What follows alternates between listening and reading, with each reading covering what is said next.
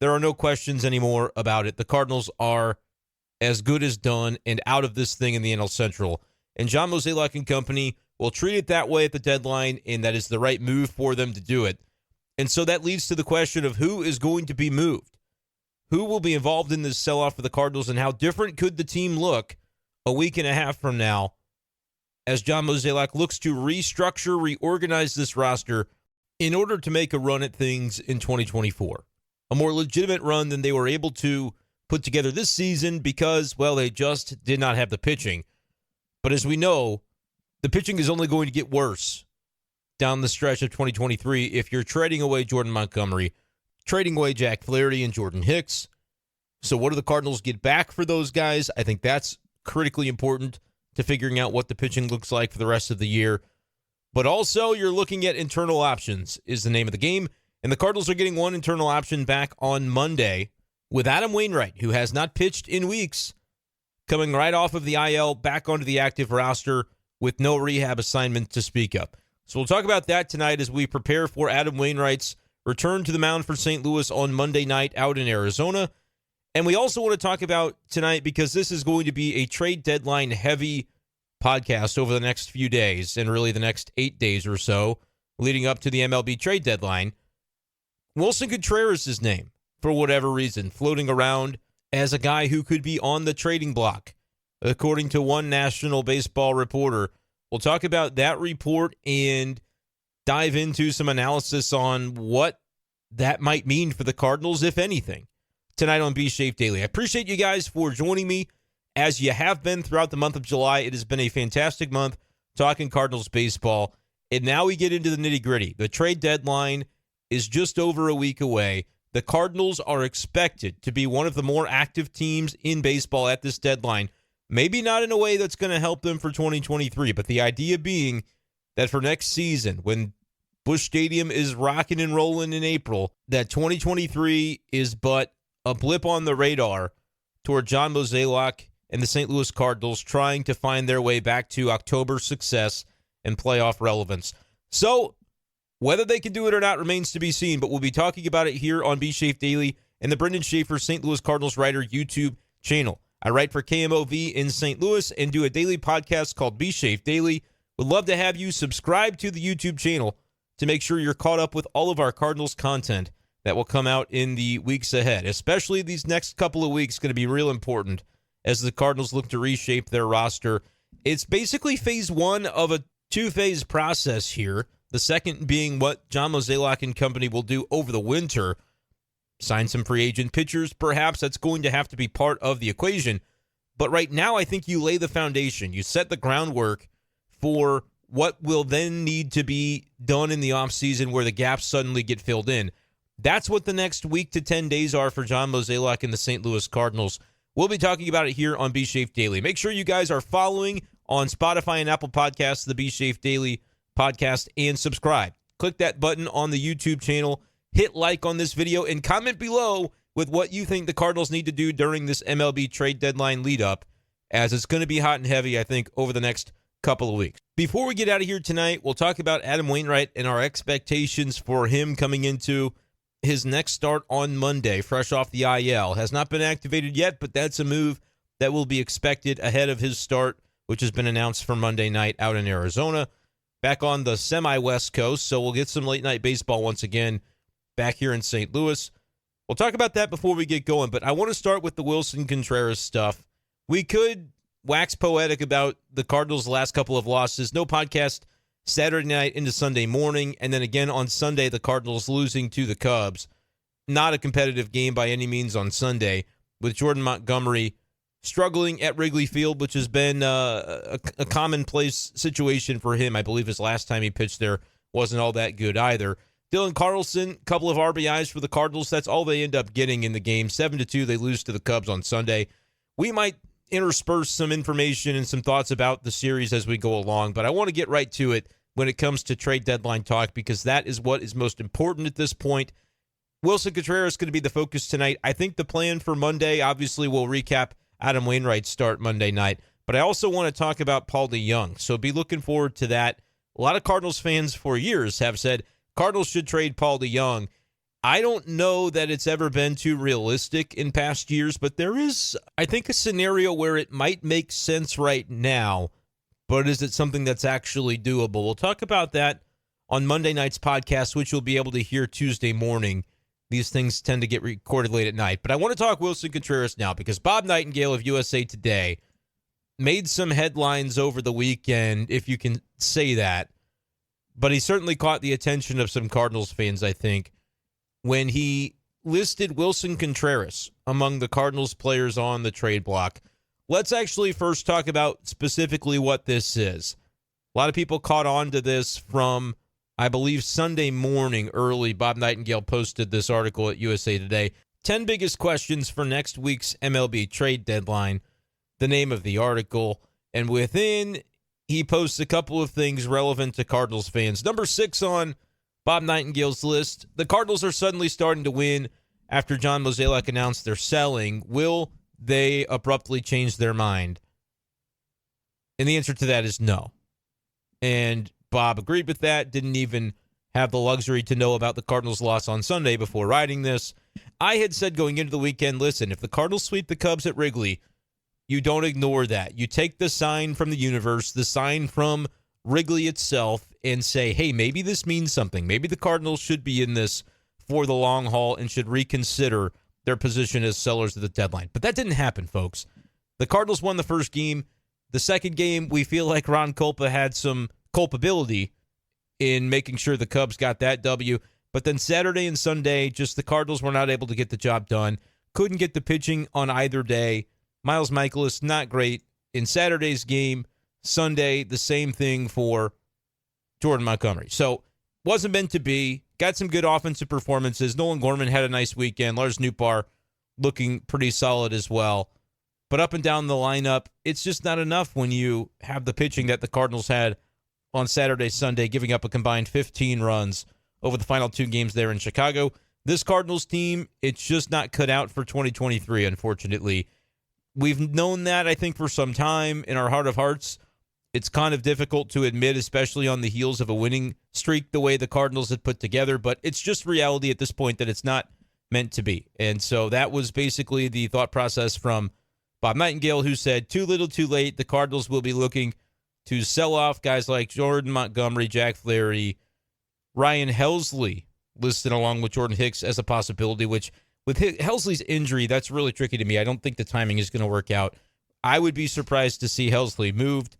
But I also, if he's valued not as an injured commodity, but as a guy who's still one of the top level closers in this game, then I think it's something that you have to consider because his salary is only going to continue to increase in arbitration.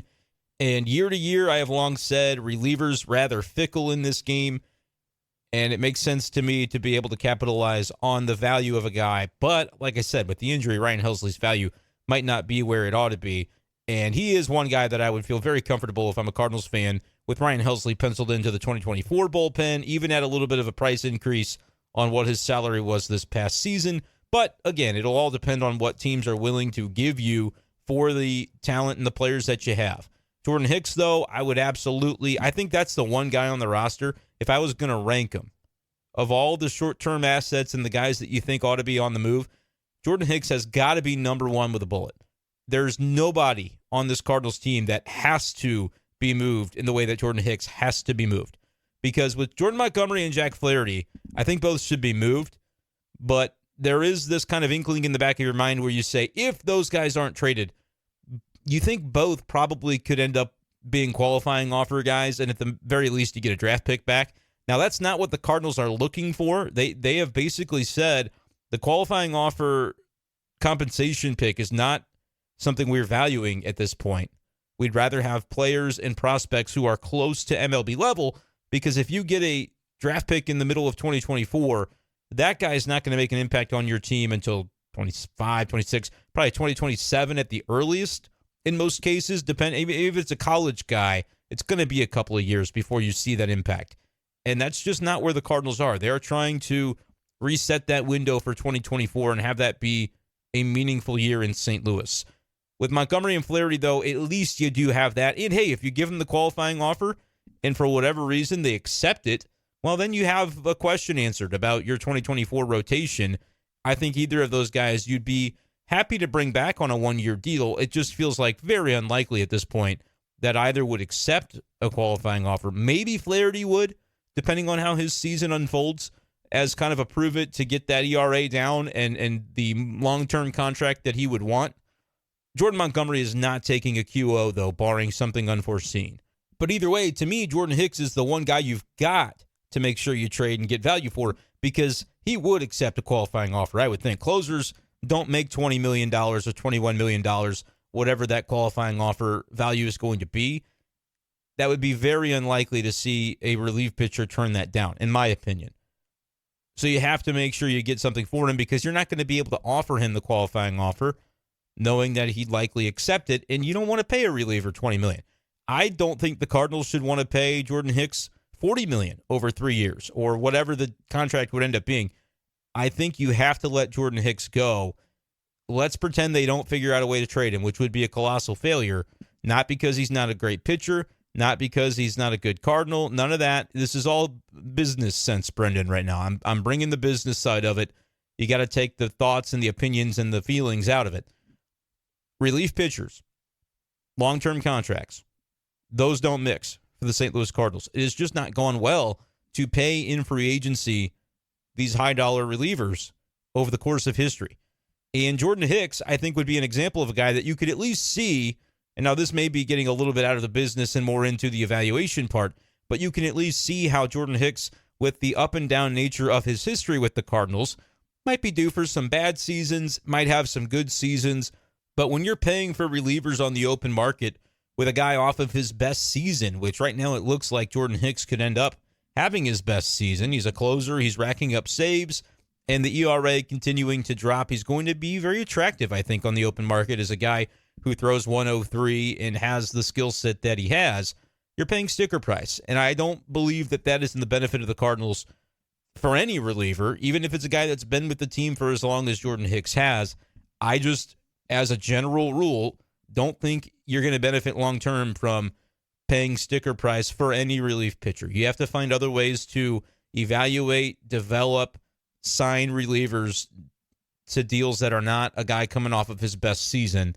Does that mean you kind of go in the bargain bin and hope that you land somebody capable? Yeah, I mean, there's some risk involved in that, but I think it is the way to go. Quantity over quality when it comes to paying for relief pitching, because sometimes the guy that you pick up and you think is just part of that quantity of guys that you're going after and you're spending less on, sometimes that guy's going to end up breaking out in ways that you maybe didn't expect. Now, that's part of the evaluation. They've got to be able to figure that out, which guys they can anticipate are going to have the good seasons and the good numbers and the good kind of repertoire and skill set to be able to anticipate those things. That's all part of the scouting and the personnel of the Cardinals organization. They've got to figure that out. But I do think the way to do it is by not throwing bags of money at the most highly sought relievers, because a lot of times you're buying those guys at their peak, and if they replicate that peak, that's great for a year or two. But likely, with the fickle nature of relievers, you're not going to get the value and the benefit of that peak. They already did it, and you're going to find some rocky terrain now that they're on your team. So that's kind of my little long-winded speech about why, to me, Jordan Hicks is the one guy the Cardinals have got to move. Let me know your thoughts on the YouTube comment section if you agree or disagree with that take. Again, I think it's just a business-oriented take that I don't think you get anything for Jordan Hicks, because I don't think you can necessarily give him a qualifying offer. He'll probably take it, and then you're paying more than you'd think you would value that role as. No relief pitcher, I think, should ever be worth $20 million until inflation gets way out of control, and then we'll have a different conversation. But let me know if you agree or disagree with that take, that the one guy that I don't think you can afford to hold on to through the trade deadline is Jordan Hicks. And again, is that punting on 2023? It is, but that's what the Cardinals' stated goal is, that they are punting on this season. They're going to try to win as many games as they can, despite selling off 3 of their most important pitchers at the deadline, but that's just the nature of it. I think you still have to go through and sell those guys, even if it doesn't feel good in the short term. And that was, getting back to the point of this entire thing, part of what Bob Nightingale had to say in his 10 Questions article. He also mentioned by name infielders Tommy Edman and Paulie Young could be gone. I think those guys are in decidedly different categories. And Tommy right now still on the injured list with the wrist that has not been very responsive to his treatment plan so far, although he's trying to swing a bat here soon, so we'll kind of see what that looks like. Also listing outfielders Dylan Carlson and Tyler O'Neill, saying those two better not send out their laundry either. So a number of guys could move potentially. Names you don't see are Brendan Donovan and Nolan Gorman. Bob Nightingale says they'll keep infield cornerstones Paul Goldschmidt, Nolan Arenado, which of course we already know that. Same for Jordan Walker and Lars Nootbaar, which we already have discussed at length. Try to build around those guys this winter and hope that they're back to the Cardinal way for 2024. And that's Bob Nightingale of USA Today. Now, the names he doesn't say or write in anywhere in this article, I don't believe, Nolan Gorman, Brendan Donovan, doesn't list them in the category of untouchable, but also doesn't say they're guys that are going to be made available. My guess would be Donovan not moved. I'm thinking Gorman playing his way back into not being moved, although this is kind of what we expect of Nolan Gorman, to have the hot streaks and then to have the lulls. Do the Cardinals decide to capitalize on one of the hot streaks? Had another home run, had a really big weekend, up to 20 home runs, I believe, now on the season. Do the Cardinals look to capitalize on that and sell him for a bona fide starting pitcher? I don't know. It would take a lot of gumption to do it. Is it the right move? Is it the wrong move? I don't really think definitively I can answer that question, but I am just evaluating from afar. When we talk about, because I've seen this a lot from Cardinals fans, people say, why are you always discussing these kind of maybe dudes, these quad A kind of pitchers? Why is it that when we have these conversations about the Cardinals deadline, we get so fixated on a number of guys who have proven nothing in MLB? And their numbers at AAA might be good, but even there, they've got some issues. They maybe walk too many batters. And then when you get some of these pitchers into MLB, they've never done anything. It would feel like just getting more guys like Matthew Liberatore, who Cardinals fans are rooting for. But realistically, what's Matthew Liberatore done in MLB to live up to his prospect caliber, right? We haven't really seen that play out yet. So why is it that we're so eager? A lot of Cardinals fans have given me this question. I'm trying to kind of explain my way through this. Why are we so eager, it seems, to have the Cardinals trade away some of their short-term assets and bring in more guys who are question marks? It's a fair question, but I think you just have to be realistic about what the value of the players is that the Cardinals are going to be putting on the block.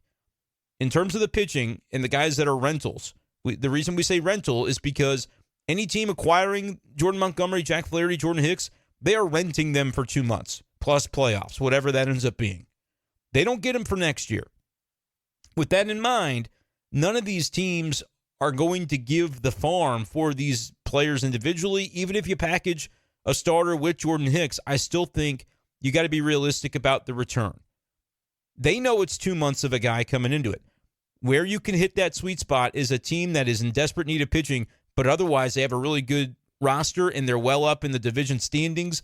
They know they're going to the playoffs, and they're going to need the pitching to be able to get them even further when they get to October. And with the mindset that flags fly forever, sometimes you're going to have to give to get, and you may have to take a risk as one of those contending teams that has a hole in their rotation or a hole in their bullpen to say, hey, this kid that we're going to trade for a Jordan Montgomery and a Jordan Hicks, or a Jack Flaherty plus a Jordan Hicks, or maybe just one of the three, this kid's got some talent, and we may be giving up on him a little too early, but we don't have a lot of confidence that this guy can help us in August, in September, and October in a way that Jordan Montgomery could help us in August, September, October. And so those teams take a shot at what the Cardinals do have, which is a couple of reliable starting pitchers, today notwithstanding when it comes to Monty out at Wrigley, and a closing pitcher who has looked really, really sharp and could be, I mean, it doesn't take a rocket scientist to imagine Jordan Hicks in October doing the things he's doing and just being absolutely lethal for somebody. I absolutely could see that coming. And so these teams see it too, and they'll be willing to trade for the pitching that the Cardinals have, these short-term arms. However, you got to be realistic about the return. If it's a guy that's a bona fide ace, those teams are putting that guy in their rotation right now. They're not bothering to trade for Montgomery or Flaherty. They're putting that bona fide ace in their rotation rather than giving the Cardinals 5 or 6 years of that player for 2 months of the rental player that they have to offer up. So that's why we we say these names that sometimes you might Google them and they don't sound all too sexy. They've got some flaws. They've got some inconsistencies in their game.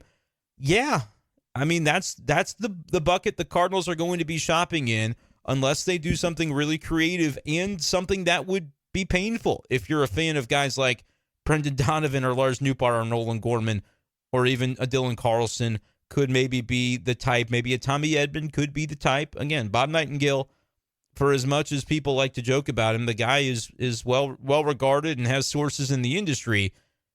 And so when he mentions Tommy Edman's name a couple of times, I don't necessarily think it means everything, but I don't think it means nothing either. There are names that he doesn't mention. There are names that he does.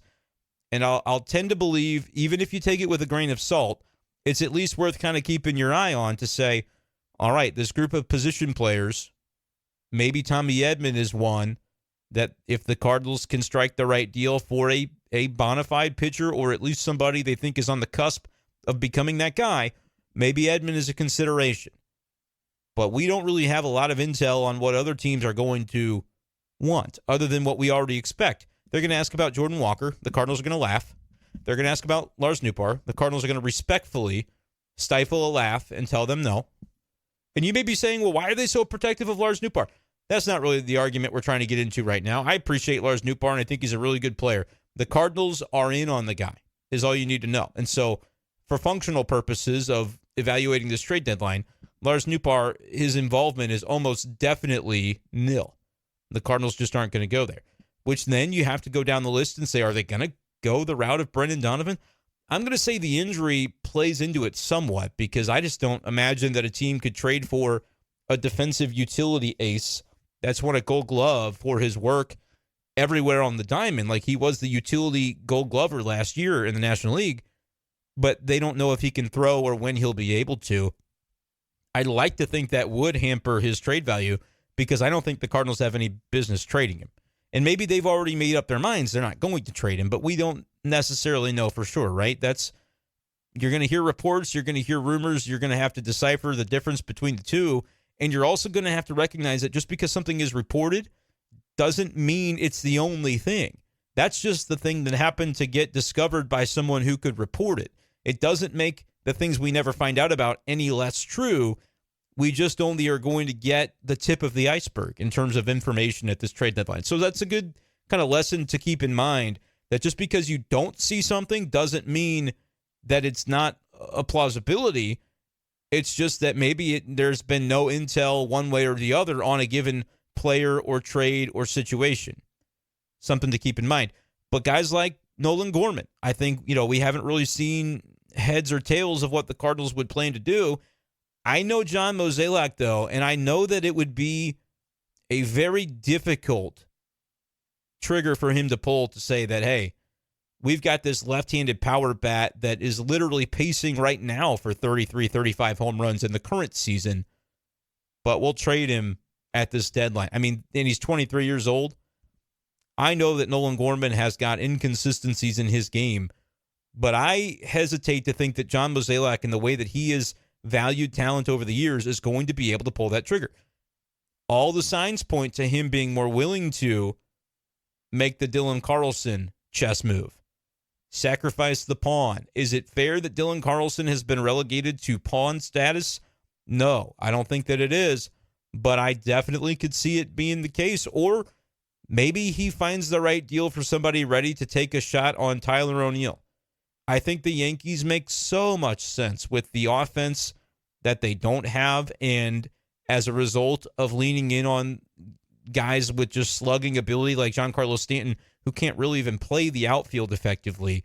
Tyler O'Neill, I mean, you'd say get you someone who does both, because when he's right offensively, he's giving you that power, he's giving you that speed element on the bases, but he's also a Gold Glove left fielder, and that's not something you can take away from him. Like, he's still that guy in left field. Don't put him in center field. The Yankees will be tempted to do it, I think, because they've had center field issues. Bader can't stay healthy, different things. I would put Tyler O'Neill in left field if I'm the New York Yankees and just say, hey, whatever he ends up being offensively, it's probably better than what we have now. And defensively, he can be an ace in left field. If I'm the Yankees, I'd rather have O'Neill than Carlson. But if I'm almost anybody else, and I can have a longer view of it to know that O'Neill's only got one more year left, has been injury prone, has been having his own issues, versus Dylan Carlson. I still think at 24 years old, coming into his own, has several more years of team control remaining, can play a good defensive center field. For a lot of teams, I would be preferring Dylan Carlson and hoping that you see that next level of productivity against right-handed pitching emerge. And people might say, well, he's had time. Why hasn't he done it yet? It's a fair question, but I would also say that he's 24 years old, and certainly this year has been very herky-jerky, inconsistent, sporadic in the way that he has been given opportunities against right-handed pitching. So if it was something that he was working to build upon in the offseason, he's not really gotten the full opportunity to take those improvements and run with them, so to speak. But you guys know how I feel about Dylan Carlson. I'm just giving the mindset from the Cardinals to say that I really could see, if they can't stomach the idea of trading from that middle infield glut, and they're committed to Tommy Edman maintaining a role in the outfield, and maybe the same for Brendan Donovan being able to fill in there, they're not as concerned about how many outfielders they would have. And Dylan Carlson could be somebody on the block, as could Tyler O'Neill. It's a matter of, do other teams value those guys, or are the Cardinals, to get the pitching that they really want, going to have to cut into that middle infield group with guys like Gorman, Donovan, and Edman? Going to be really interesting to see. And by the way, with a team like the Yankees, who could use starting pitching and could use the position player help, and there may be other teams like this one, but for those teams, I think where I talk about creativity and the Cardinals getting something better than just a maybe at the deadline for their rotation, you could find an ace potentially, and maybe the Mariners match up this way as well, if you are trading one of those hitters, but also trading to a team that is in contention right now, and the only way they're looking to trade away a starting pitcher is if you can give them a starting pitcher back, which the Cardinals can do. They can give you Montgomery or Flaherty. It's just going to be, you'll have to figure out another way to fix your rotation in the offseason when it comes to 2024, because whichever guy they get will not be representative of the type of team control as the guy that they gave up to St. Louis. But maybe you're getting that team control in the form of a hitter, and you're not losing a step in your rotation, and so, at least for the short term, and so that might be the way the Cardinals can do something creatively. Give up a position player. Also, it would have to be to a contending team. You give up that starting pitcher as a package deal and maybe get the starting pitcher that you're looking for as the Cardinals. All possibilities, but I want to get back into Bob Nightingale's article because he talks about the talent available. Because number 8 on Nightingale's list is, how about the position players available at the deadline? And he says this: the Cardinals have the greatest array of talent available with outfielders Carlson and O'Neill, infielders Tommy Edman and Paul DeYoung, who's all these names have been mentioned already, and Willson Contreras. He says, and catcher Willson Contreras on the block too. Well, that's interesting. And that's all he says. It's not like he goes into a lot of detail about the Willson Contreras thing. But he mentions it. He takes the time to actually mention it in the article, which I think is intriguing. But how intriguing is it really? Maybe not groundbreaking, right? The idea that the Cardinals would be willing to shop Contreras at this deadline should not be any sort of a surprise to folks who have been paying attention to this team all year. It kind of goes without saying at this point that the Cardinals would love a do-over on the Willson Contreras contract. I think that's obvious. It's been a disaster. Not entirely Willson Contreras' fault, and thankfully he's coming around offensively, which is a huge part of why the Cardinals brought him in, but another huge part of it was catching, what he could do behind the plate. They needed somebody to take over for Yadier Molina. They just thought it would be as simple as sliding Willson Contreras in there, washing their hands of the situation. Yeah, that's a job well done. We fixed it. All good. And that would be it. That has not been it. It's not going to be it. There were flaws to Willson Contreras' game as a catcher, things that we did bring up in the lead-up to the Cardinals signing him. And by the way, once the Cardinals signed him, I was trying to look and say, listen, this guy, the personality's a fit. Can everything come together? Obviously, he's going to have to hit. But we were trying to look to the bright side for sure. And maybe could have been a little more critical. I'd have to go back and listen to everything that I said. But I do know this, leading up to the signing, I wrote an article for KMOV ranking the candidates, basically, for the Cardinals catcher opening. And I only listed 5 people, I'm pretty sure. 5th and last on that list was Willson Contreras. I thought he made the least sense of the options. Once they signed him, it was like, okay, this is the world the Cardinals are going to be living in. And so here's what I'll tell you. Worried about what that might look like in year 3 or 4. I remember saying that at the time. I remember saying this could be one that a few years down the road, the question is going to be, how long can he stick as a catcher? Because, and I went down the line and listed his game logs. He hasn't been really a full-time catcher anyway. Spent a lot of time at DH in 2022 for the Cubs. If you're offensively the 800 OPS or whatever he had been for his career, that's an upgrade to the Cardinals lineup. But if you're having to stick it at DH during the declining years of Arenado and Goldschmidt, it's going to be a problem. And that is basically what we said at the time. But I don't even think I envisioned the catching situation being as problematic as it's been, as quickly as it's been. We're talking about year 1 at this point. Now, a lot of time and energy was spent 5 weeks into the season criticizing the Cardinals for their handling of the situation. Benching Willson Contreras, first saying he's going to work out in the outfield, then saying, just kidding, no, he's not. But he's going to be the DH for the foreseeable future, not going to be used behind the plate. The whole cloak and dagger operation was very hush-hush. The Cardinals still to this day have never really fully gotten into all of that, but bits and pieces have come out. The reports about the pitch comm and how he was calling for pitches that, in the words of Jack Flaherty, it seems, didn't make sense. He said, we're throwing pitches that don't make sense. It turns out that maybe some of that was pitch comm related because Contreras was calling pitches those guys didn't throw or didn't throw often, whatever the case was. There was some weirdness with the pitch comm. Michael Kay's report was kind of the first thing to shed light on that. The Cardinals had kept everything pretty buttoned up. But what I said at the time and still maintain is that the issues of Willson Contreras that we're seeing over the course of the full season, I think are isolated and separate in many ways from that entire debacle earlier in the year, where the Cardinals really should still shoulder the blame for a lot of that, to me. And obviously the front office shoulders the responsibility of the contract. I guess we wouldn't call it blame unless we said for sure it was a bad contract. And like I said previously, the Cardinals could still end up getting value out of that contract with Willson Contreras. But what would have to happen to make that the case? He would have to be almost like an MVP level DH. He would have to be out of his mind offensively for the full year, every year, to justify the deal. And I said that is very unlikely and a lot to ask of anybody. Even for a great hitter, it's a lot to ask of a guy because all of your value has to be derived from what you do at the plate. For a contract that was expected to be a pretty hefty even split with regard to your value proposition. He's going to hit. That's going to be a big important part of it, but he's also going to fill a key role nurturing the pitching staff, being the shepherd back there, handling this group the best that he can in the way that Yadier Molina did, right? He's going to be Yadier Molina, but just not quite as good.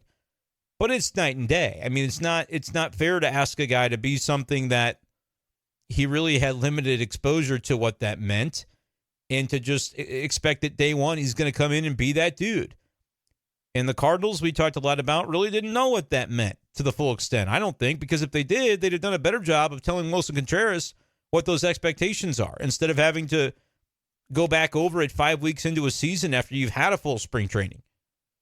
And yes, we talk a lot about the World Baseball Classic being a factor.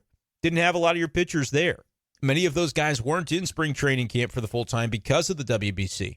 Willson was there. He made a point to not pursue the opportunity with Venezuela, his national team, and to make sure he was going to be there in camp. That was a priority for him. I asked John Mozeliak about this in Jupiter, and he said it was something that Willson Contreras came up with on his own, did not have to be poked or prodded or asked or pleaded or begged or anything like that to forego the WBC. He said he felt it was important to be there. Whether all that's true, I don't know. They could have told him before they signed him, hey, look, WBC is not in the cards for you. You're cool with that? Yes, okay. I have no idea, but that's what Mo told me, is that no, it was his own thing, and they weren't going to keep him from going necessarily. but they're glad that he made the decision that he did, which I go back to and think that maybe should have been the sign right there. Maybe, again, that was just Mo kind of blowing smoke and it wasn't true, that they would have said, hey, no, you have to be in camp. It sounds nice to tell a guy we're not going to keep you from going, so maybe that's what they said. But if that's really the truth, is they wouldn't have kept him, that shows clearly a misunderestimation, which is not a word, but it would show completely the way that the Cardinals did not fully realize the scope of Yadier Molina's role and how it just wouldn't have been possible to do what they were asking Willson Contreras to do without him being there in camp the entire time. Because he ended up being there the entire time and he still didn't get it right. But then I think about Mo talking about all the guys at the WBC that they had. They didn't tell any of those guys not to go, right? They told everybody they can kind of do best what they felt was best. And in retrospect, I think they would do it differently. But it's just so interesting. You can't have it one way and then kind of be championing the WBC and having all your players go, but then turn around and when the season combusts on you, say, well, the WBC really hurt us. That was the decision you had a chance to make. I don't want to be the champion of that because I wasn't saying it at the time. I thought it was, nobody thought this Cardinals season would unfold this way, and maybe the front office was the same way. But when it does happen the way that it did, that's something that you can't turn around and blame if you had full control over dictating some of that, and you could have anticipated to say, let's have our pitchers in camp if we can, or at least to let them know, like, hey, we'd like to have you here. And ultimately, there are certain guys that did have adverse effects because of it. Willson Contreras did not start the season on the team, on the St. Louis team, and now he's not on it at all. So those guys made their own personal career decisions, and ultimately, I think it hindered some of them. But in general, it definitely hindered the team. But I just think about the different things that are now sort of being used as excusing away, and maybe not excusing away because Mozeliak has acknowledged that they messed up and that they did not have this team prepared the way that it needed to be through roster building or preparation or whatever the combination of factors has been to compete the way that they needed to, obviously, because they've lost a lot of games and now they're sellers. So maybe they're not trying to excuse it away, but I don't like certain things being used as excuses when they were totally within your control if you wanted to. So that's kind of a roundabout way to explain why the early season weirdness with Contreras being benched, obviously his preparation and his execution was lacking, so he's got to own for that. But the Cardinals, I think, still, even though we're going to say long-term Contreras, there are concerns. There are concerns that have him on the quote-unquote trade block at this point. But I still pin a lot of what happened earlier in the season on the Cardinals because that was their own lack of preparation and execution to know, here's where we want Contreras to be. If he's not here, we got to prioritize that before May 5th or whatever it was that they finally pulled the plug and took a step back to try and figure things out.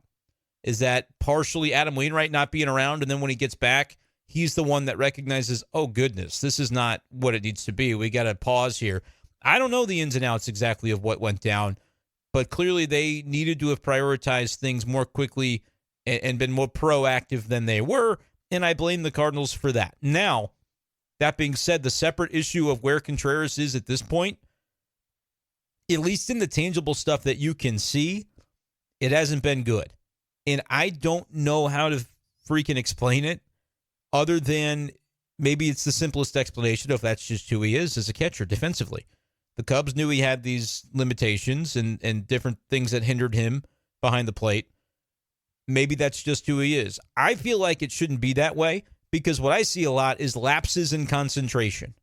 Just not being present for the moment to execute on the level that he needs to. I'm talking about the pass balls, the being on one knee to lead to a pass ball, the stabbing at a ball that you can catch otherwise if you're positioned properly. And it's just those sorts of things that seem to mount over and over. The throw that's errant because it feels nice to try and make a dazzling play, but when you don't, the ball goes into center field and that costs you bases. The base running gaffes, that's just your head not being in the game. Not, he doesn't go and tag up on a clear ball that's going to be caught. And so he's around second base before realizing, oh, shoot, I should be back at first. It's too late by then. Like, those are the sorts of little things that we've harped on all year long when it comes to the St. Louis Cardinals and kind of the downfall of this season.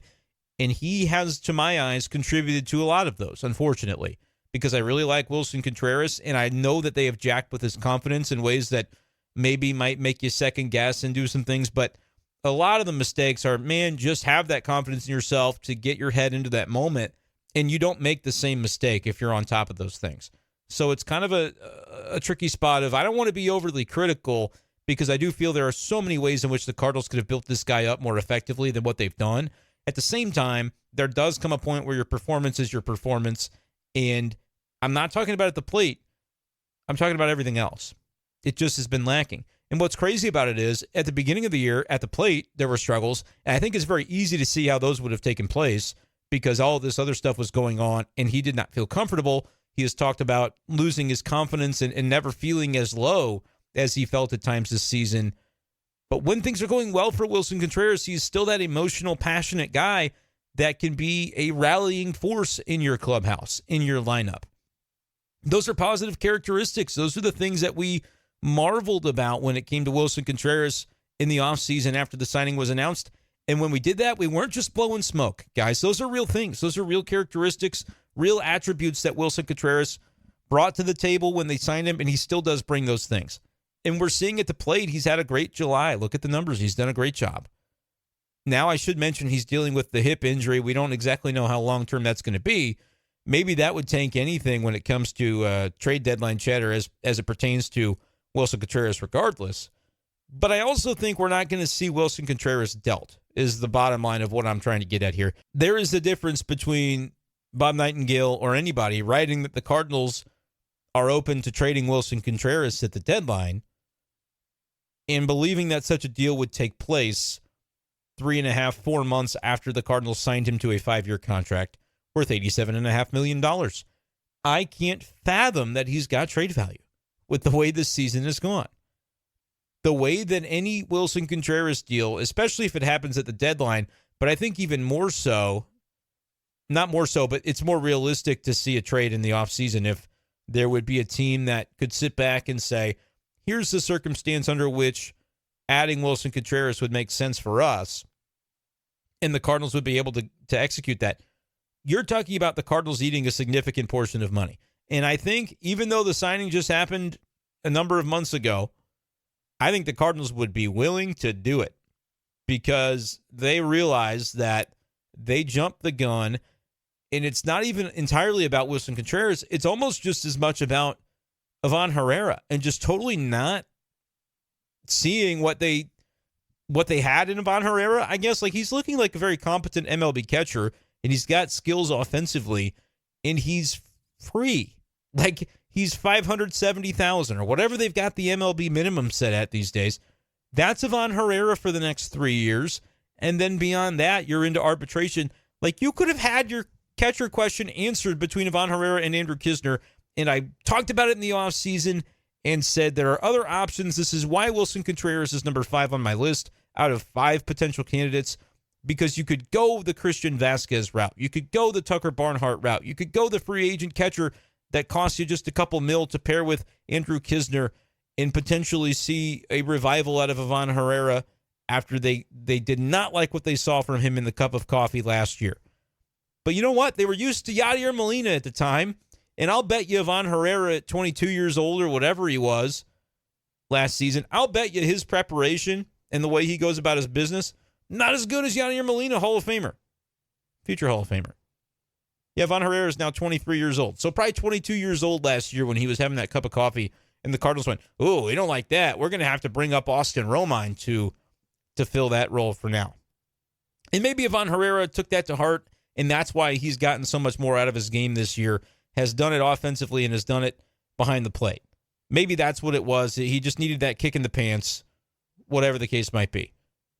But the Cardinals have no foresight. It's like they are a squirrel out there going, oh, this is the thing. Now this is my new reality, and I have to react to it and adjust to it. We have to sign Willson Contreras because we don't have the catching prospect that we thought we did. It's just like the attention span is nil for this team.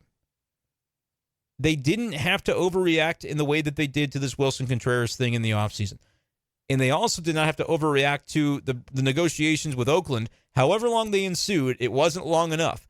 Like I said, we know some things from reports, but you're not always going to know everything from reports. but that doesn't mean those things didn't happen. Maybe Oakland and John Mozeliak went back and forth longer than we think from just saying, hey, Lars Nootbaar, Brendan Donovan. Mo says, no, you can pick 2 of these 4 players, including Gorman, Carlson, Yepes, and Burleson. And then that not coming to fruition based on the fact that the Cardinals end up going the Contreras route. We don't know how many different iterations of a potential deal was discussed. I just know the Cardinals didn't linger on it long enough because they went like the squirrel who's got to get the next thing and make sure it's covered. And it was reactionary, 100%. That's not as much of a reflection of Willson Contreras as it is the Cardinals front office, because I think anybody that they were going to spend a lot of money on at that position was going to be reactionary to losing Yadier Molina, and they could have done it a trade route if they would have just been a little more patient. I don't know that for sure, but I do know that what they ended up getting, what the Oakland A's ended up getting for Sean Murphy was not what they were asking from the St. Louis Cardinals. So somewhere along the line, there's a gap to be bridged. I think it was bridged by the fact the Cardinals willingly took themselves out of the negotiations by signing a free agent catcher, which then the Oakland A's lost a lot of leverage on the whole thing because the Cardinals were no longer a potential landing spot, and the Atlanta Braves take advantage and are savvy and do things as well as any organization, and they saw that and said, okay, we'd like a Gold Glove catcher who can OPS 1,000 for us this year, which Sean Murphy, his numbers may have gone down since the All-Star break. I don't know. And we didn't necessarily have any reason to know that he would OPS 1,000 coming into the year. He's at 935, so he's taken a sharp decline since the All-Star break. He was at 999, and so he's gone into a little bit of a cold spell. But 935, that's still pretty good. But that is a career high for Sean Murphy. But nevertheless, the Cardinals were so reactionary and thinking that they had just a black hole at catcher after the departure of Yadier Molina, who was terrible last year. Like, it's not like Yadi was upholding the standard he had held his entire career. He was in Puerto Rico watching basketball. His knees were killing him. He had done it for a long time. He gave what he had, and that didn't end up being a whole lot in terms of productivity at the plate. Definitely still was mentoring those pitchers. Definitely was still doing it behind the plate and calling a great game. But Yadier Molina was already kind of a shell of what he had been during his worthy Hall of Fame career. I think I say worthy because he's not in it yet, but I think he will be and should be someday. But it's like the Cardinals were so reactionary, and they got the gist of it. Hey, we need a catcher with these characteristics to replace Yadi. They got like the helicopter view correct. But then when they got into the details of Willson Contreras, they kind of realized he doesn't actually embody all these things defensively in the game calling way and in the just execution of his defensive game plan the way that we maybe hoped that he would. So yes, I blame the Cardinals for a lot of it. I think it was a misstep to sign him in the first place. Did I say it at the time? No. But I did caution about what the different risks associated were. And so if you say I'm fraudulent because I didn't at the time say, terrible signing, when I see Willson Contreras in the clubhouse, I'm going to tell him he's the worst and he shouldn't be here. Like, if that's what you expected me to do, then fine. I have no integrity and I should have done that. But I did say, there are risks associated. And then I think whatever is like the 95th percentile of what those risks were, they played out almost immediately, which I didn't expect, and I don't know how many people necessarily did. But it's easy in hindsight now to go, yep, those things that you were kind of worried about, maybe circling the drain in the coming seasons, it happened right away, and the Cardinals should have anticipated it because it's their job to. But now that it's happened and they've got him and they probably have some buyer's remorse, where does it go from here? Well, it goes that his name lands in the trade block article that Bob Nightingale wrote. But realistically, I just don't think they can trade him at this deadline, regardless of the hip thing. Like, maybe that makes it even tougher.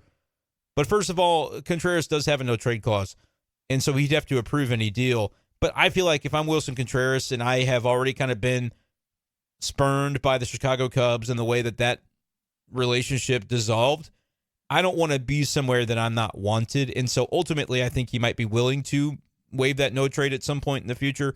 But to think that it would happen at this deadline feels a little bit sketch, because I don't think anybody's trading for him to be a catcher in the middle of the season, knowing all the issues that he's had. It'd be nice to have a guy like him as like an emergency catcher, a third catcher on your roster, or even another catcher that has the ability to slide in, but he's normally going to be somebody that would DH, I would have to believe, because you'd be trading for him for what he does offensively.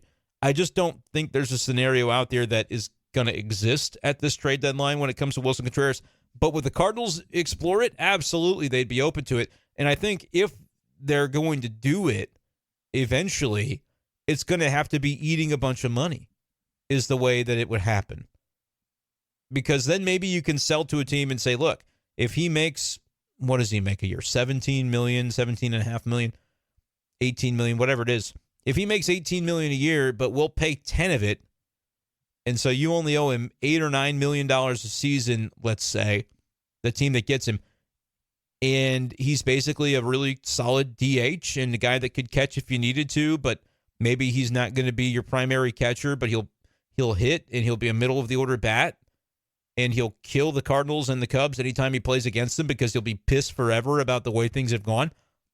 There might be a team out there that would be on board with that, but at the deadline, I don't think it's something that would happen. And if you're the Cardinals, is it worth it down the road to pay $30 or $40 million for him to go away?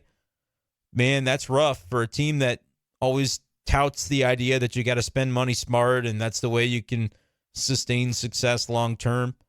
It would be ugly, but I think there is an element of it that if they don't do something like that, they're going to continue running into this until they do maybe make the decision to move him permanently to another position.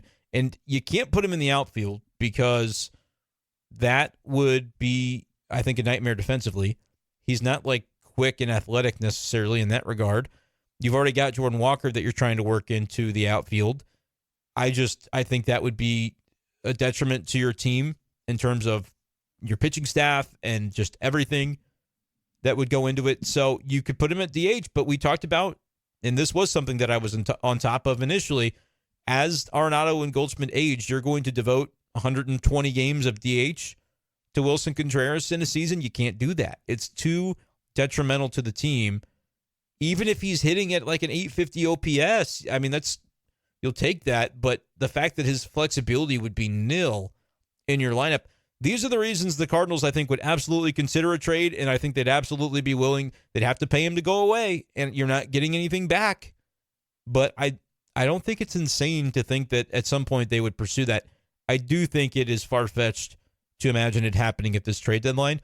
But yeah, I think the Cardinals would definitely be interested in a do-over on the Contreras thing, and it's not so much because of him specifically, but it is, I think, when it comes to their expectations of what they wanted at the catcher position, and then just the thing they could have done. They could have had Ivan Herrera and Kisner split the role. They could have paid, $3 million to a veteran and could have found out in the middle of the year that Herrera was better than that veteran, and suddenly they'd be good to go for a while.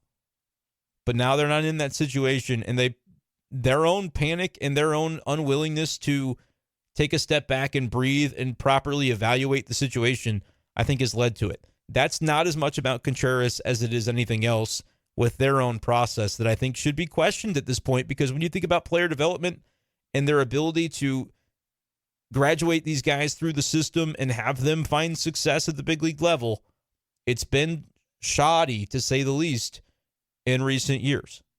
You found some successes. You found some diamonds in the rough. Lars Nootbaar, Brendan Donovan, Tommy Edman come to mind.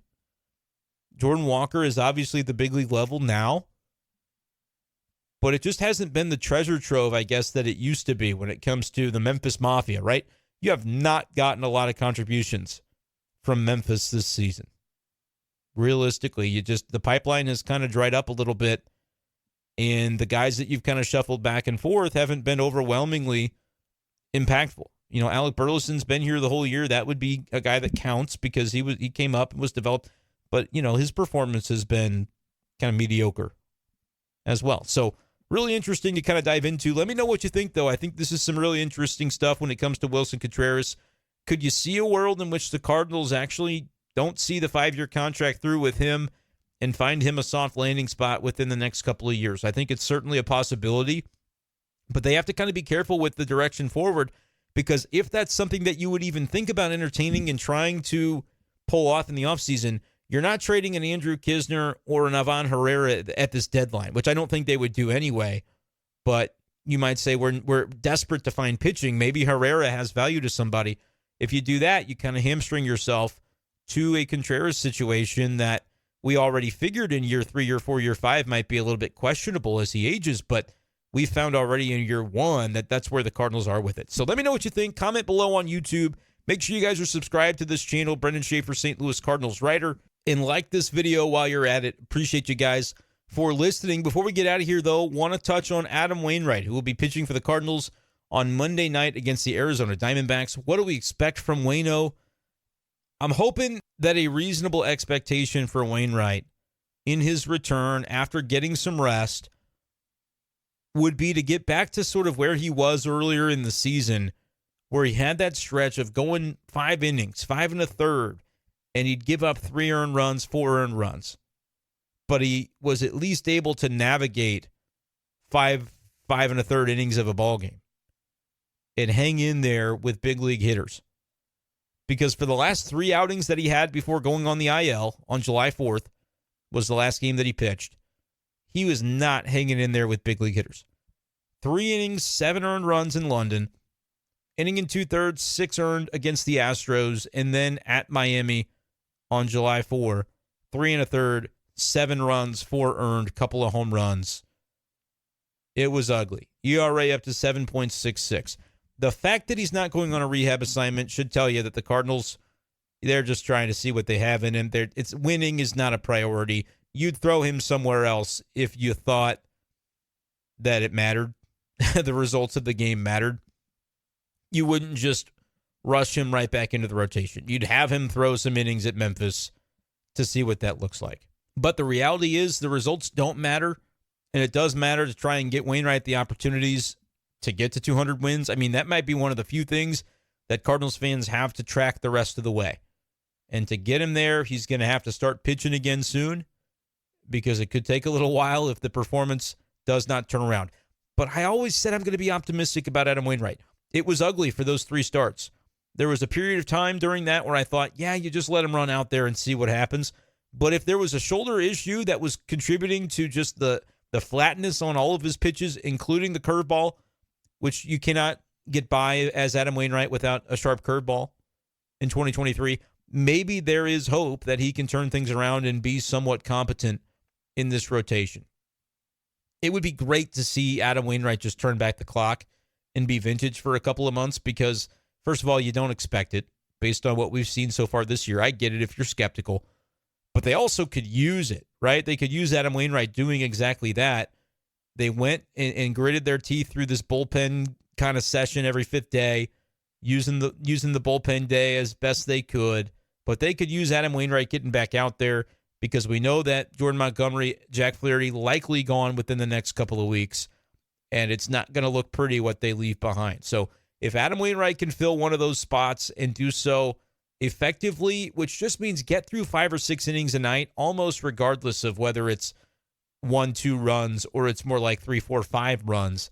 If he can just spare the bullpen and get through some innings, I think that's going to be something that's valuable to the Cardinals and Ollie Marmol, and they'll let that happen. So let's hope to see Adam Wainwright get to finish on a high note. I think that's fair to say. I think Cardinals fans are rooting for the guy. There's no reason to throw vitriol his way, by the way, if it doesn't go well. You don't need to be tagging him on Twitter or whatever Elon Musk is calling that website now. It's Adam Wainwright. You got a couple of months of him, and then you're never going to see him pitch again in a St. Louis Cardinals uniform. So I would say Cardinals fans soak it in. It's a lost season. The weekend at Wrigley solidified that. They weren't able to keep the winning streak going. And as a result, I think you're going to see some changes over the next couple of weeks. But enjoy Adam Wainwright. Enjoy the trade deadline conversation. We'll continue to have them right here on B-Shape Daily and the Brenden Schaeffer YouTube channel. Make sure you guys are subscribed everywhere you get your podcasts, and YouTube in particular. Appreciate you guys for joining me. That's going to do it for this edition of the show. We'll talk to you next time on B-Shape Daily. Peace.